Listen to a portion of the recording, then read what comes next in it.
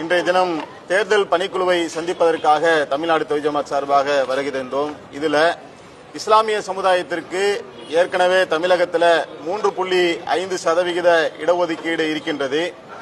ஆனால் தமிழகத்தில் இஸ்லாமிய சமுதாயத்தினுடைய மக்கள் தொகை எண்ணிக்கை நீங்க பாத்தீங்கன்னா 7% நெருக்கமாக இருக்கிறாங்க.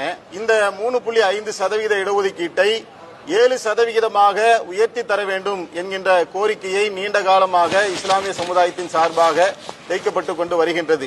முதல் கட்டமாக வருகின்ற தேர்தலில் 5% இடஒதுக்கீடு தருவோம் என்கின்ற அறிவிப்பை வெளியிட வேண்டும் என்கின்ற கோரிக்கையை நாங்கள் இப்பொழுது வலுவாக வைத்திருக்கின்றோம்.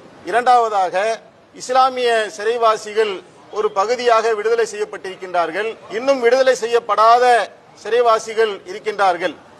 இஸ்லாமியர்களுக்கென்று தனி சலுகை காட்ட வேண்டியதில்லை.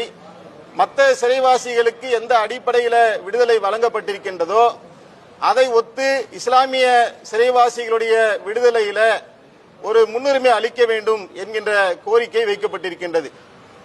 மூன்றாவதாக, இஸ்லாமிய சமுதாய மக்களுக்கு அவருடைய வாழ்வாதாரத்தையும் பொருளாதாரத்தையும் மேம்படுத்தக்கூடிய வகையில கல்வியிலும் வேலை வாய்ப்பிலும் அவர்களுக்கு வட்டி இல்லாத கடன் உதவி வழங்க வேண்டும் என்கின்ற கோரிக்கை வைக்கப்பட்டு வருகின்றது. வட்டியை எங்களுடைய சமுதாயம் தடை செய்திருக்கின்ற காரணத்தினால் பொதுவாக அரசாங்கம் வழங்கக்கூடிய கடன் உதவிகளை பெரும்பாலான இஸ்லாமிய மக்கள் தவிர்த்து வருகின்றார்கள்.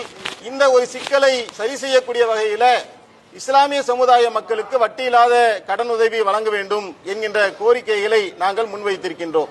இதான் இப்ப நாங்க சந்திச்சு வச்ச முக்கிய கோரிக்கை. அதே போல பிரதிநிதித்துவம் உரிய முறையில அரசியல் கட்சிகளுக்குள்ள, குறிப்பாக ஆளுகின்ற அரசு தங்களுடைய கட்சிகளுக்குள்ள இருக்கக்கூடிய இஸ்லாமியர்களை கண்டறிந்து அவர்களுக்கு உரிய பிரதிநிதித்துவத்தை அவங்களுடைய கட்சியிலேயே தர வேண்டும் என்கின்ற கோரிக்கைகளை நாங்கள் வைத்திருக்கின்றோம். இதுதான் முக்கியமாக கொடுக்கப்பட்ட கோரிக்கைகள். அப்துல் ரஹீம், தமிழ்நாடு தௌஹீத் ஜமாத்துடைய மாநில துணை பொதுச் செயலாளர். அல்லாஹு அக்பர், அல்லாஹு அக்பர்.